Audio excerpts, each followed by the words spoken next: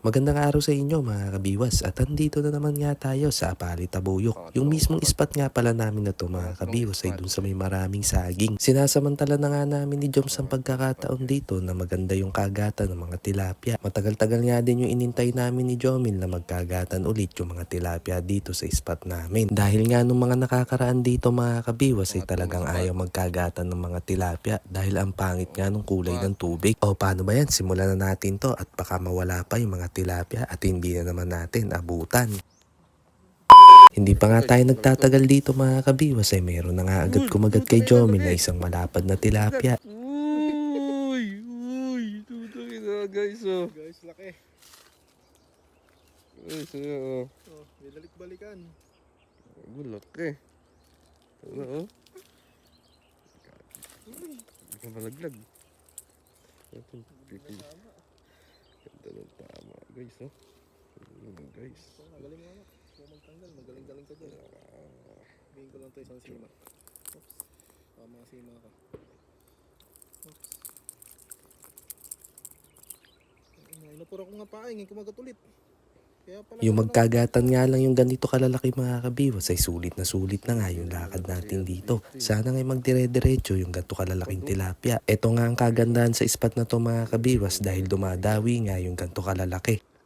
Sa mga oras nga na to mga kabiwas ay pinapakiramdaman ko nga muna yung kibit ng tilapia na to bago ko siya biwasin. Hindi ko nga matsyempohan yung kibit ng tilapia na to mga kabiwas dahil sobrang hina nga nung kibit niya. Hindi niya nilulubog o hindi man lang hinihila. Kaya nga ang ginawa ko dyan ay chinambahan ko nga lang yan. Dumadawi ang malalaki. Dumadawi. Guys oh. Dawi na naman. One down. BSF nga pala yung ginagamit namin na pamain dito mga kabiwas. Dito sa spot na to mga kabiwas, pagka BSF ang yung gamit ay malalaki na talaga yung kumakagat. At sa mga gusto rin nga pala mag-try ng BSF na pamain dito sa spot na to ay i-PM nyo nga lang pala si Master Rodel. Ilalagay ko nga pala dyan yung kanyang profile. Kinikibit na naman. Dito nga mga kabiwas ay nakadali na naman nga ng isang malaking tilapia si Jomel. Tiyagaan la talaga sa mga spot natin mga kabiwas. Kapag ka hindi ka talaga matyaga ay hindi ka huhuli. Dito pa nga lang sa dalawang nahuli ni Jomel na to mga kabiwas ay sulit na yung magiging lakad nyo. 2,000 years later. Sa mga oras nga na to mga kabiwas ay tayo naman nga ang dadali ng isang malaking tilapia. Sinuwerte nga rin tayo kagaya ni Jomel dito. Uy! Uy! Uy! Uy! Maliit na maliit yung kibit guys. Grabe kibit yan. Kaprasong kapraso lang. Guys, meron na rin tayo kamakano kay Jomil oh. Jumbo, muntik na mawasak ang uso. Aya. Aya. Isa pa.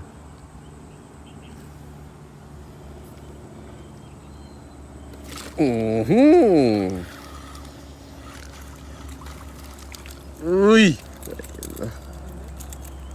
Medyo good size. Guys, so. Kapraso talaga kibit.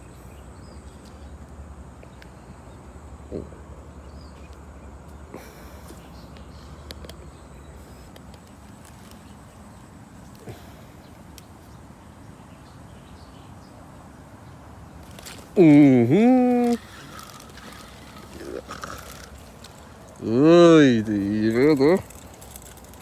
Guys, uli na naman. Madawi na sila hapon. Shit. Hina talaga ng kibit. Isa pa. Hindi.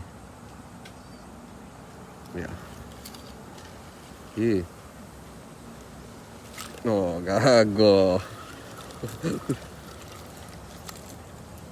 Ay, nagtala.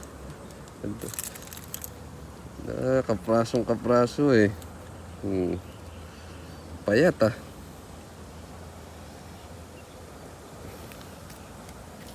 Ayun na nga mga kabiwas, nagliligpit na nga kami dito ni Jomel dahil medyo hapon na nga at baka gabihin pa kami dito. At ito na nga yung aming mga nahuli dito mga kabiwas. Meron nga din nga palang nasalit na 3 bulig diyan mga kabiwas. At konting paalala nga lang pala mga kabiwas sa spot na to. Lalong lalo na doon sa may ibang mga spot.